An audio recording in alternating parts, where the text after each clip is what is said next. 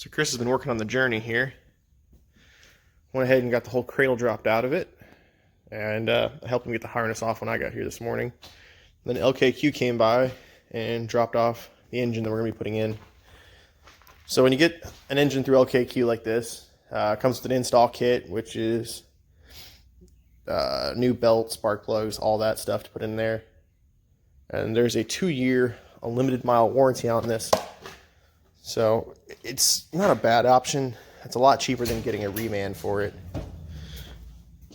So we're working outside right now, getting a hitch mounted up. Once we're done with that, we'll come back in here, get the engine split from it, and then start swapping it over. All right, so we just got this Cat 249D dropped off. This belongs to one of our customers who is changing up what they do for a living. They're not getting rid of their skid steer, they're just no longer using it for work every day. So we're going to store it. In exchange, we get to use it. So the plan's going to be, in the next day or so here, take the bucket off, put the forks back on, then we're going to use this to start loading leaf springs into that bus. Those springs are really heavy, so if we can get a skid steer with the bucket, or the pole in there with the strap around them, anything to kind of get them into place under Sage's bus, and then from there we'll use a jack to get them on the rest of the way.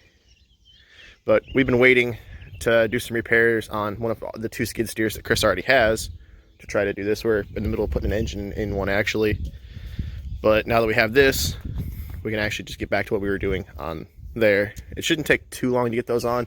They're just really heavy, and it's kind of in an awkward position. We're on gravel, so we can't just put them on a jack and roll them over there. So we'll be using this. So the first call of the day here for service calls on this ghel skid steer. None of the hydraulics are working, so it looks like the safety is acting up. This is owned by an Amish construction crew. They're the ones building and framing up this house right here. And one of our customers is the one who's running and owns the crane over there that's lifting the trusses. They recommended us, so we'll come out here and take care of it for them. See anything in there?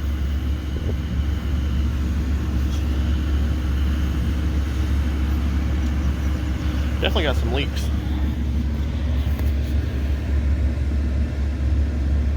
Alright, so it's going back together now. One of the relays on this end, we swapped the one for the hydraulics with the cab heater. And we're getting, both of the relays are clicking now when we turn the key on. So we are going to put it back together, put the cab down, and try to start it and run it and see if we have hydraulics now. Before, we weren't getting anything triggering the relay to allow the hydraulics to work. So we're hoping that it just had that bad relay in it and there's nothing else going on with it.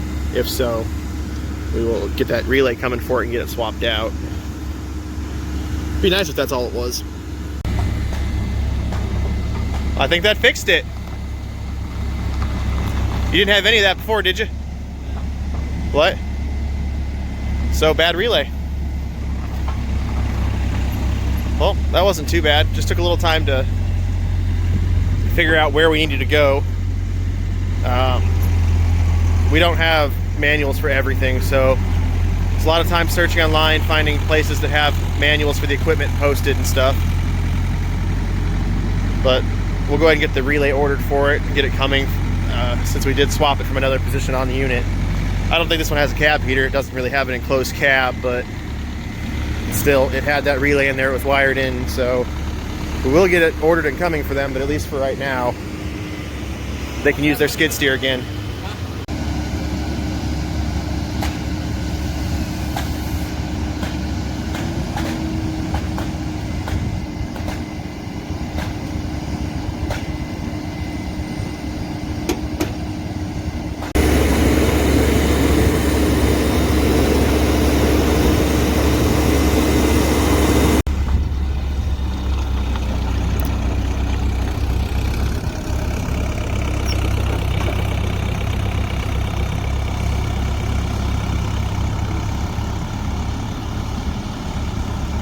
Well, that's going to do it for this one. We'll get the parts ordered, but we're going to take off, head into town real quick. We got to go get fuel for the service truck, grab some breakfast, and then we're going to head out to our next service call, which is on that blue International dump truck that Funny enough, I just said I haven't seen it in a couple days to Chris the other day, and now we have a service call for it. So I think it's no start and needs slack adjuster put on it. Not exactly sure what that is. If any of you guys know, feel free to drop down in the comments. Kind of looks like a knockoff of a silver side, but the front end's way different. I think it's been sitting out here for years. We're out at Groveland right now getting fuel. So we just pulled up, and I was a little afraid because these cans were all turned around, and I for a second thought he had 2 cans of starting fluid out here.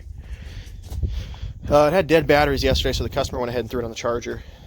So we're going to see if it was just dead batteries just been sitting for a few months. They haven't been running it. Well, still not starting. All right, we got the service truck fired up and on high idle.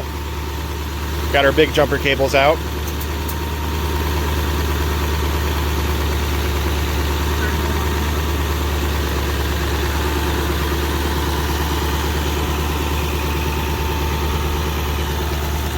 See if that'll get it to start.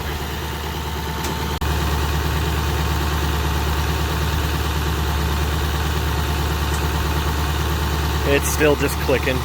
All right, you ready?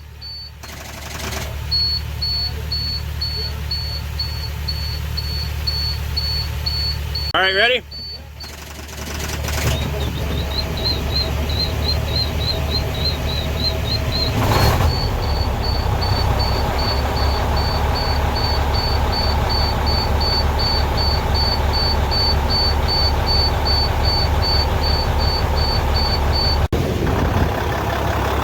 Letting it charge batteries now.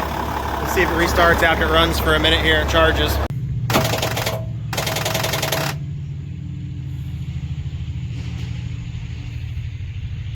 So the batteries are pretty well junk on this thing. They were dead pretty much instantly after we shut it down.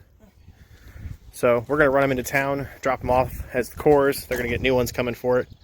I think the customer's gonna come out here and reinstall them and then bring the truck to us. We gotta fix the slack adjuster on it, and hopefully it doesn't need a starter. We found a loose ground on it. Fix that, and that's when it actually cranked.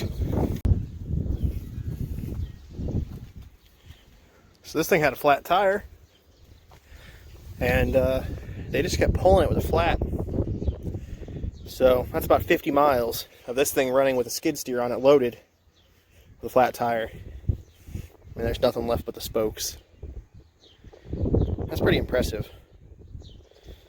Also don't know why you wouldn't have just, you know, stopped and put a tire on, but either way, we'll get it fixed. So this truck got dropped off for a no start. The customer's already put about $1,000 in parts on it, but I'm kind of sketched out by all this wiring. So he's using a battery terminal to connect some wires here. That's just disconnected. Got a clamp here. Something is using a clamp and a zip tie right there to grab power from the jump point. I mean, at least there's a relay here. There's a, it looks like they used a fuse at some point. It's actually got a fuse in it too.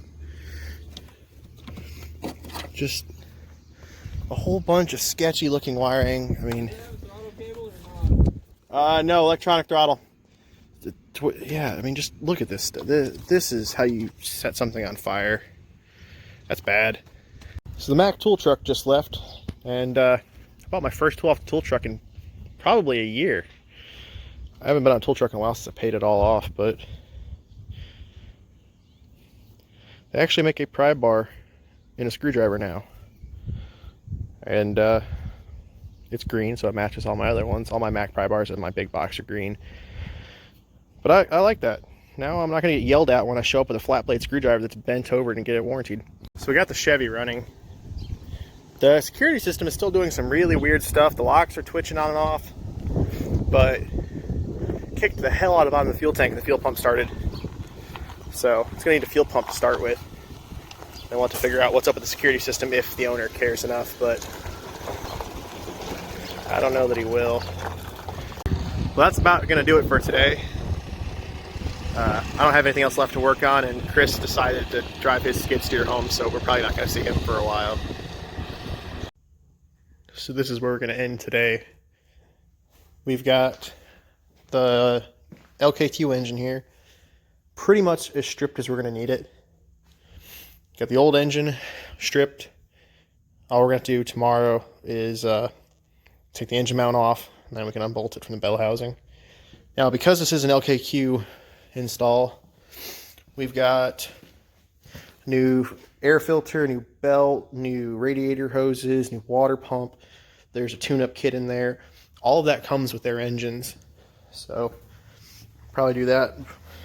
I'll probably do it when I get it back up on the cradle like that, but that'll probably be tomorrow's project. This is a pretty good spot to stop for the night.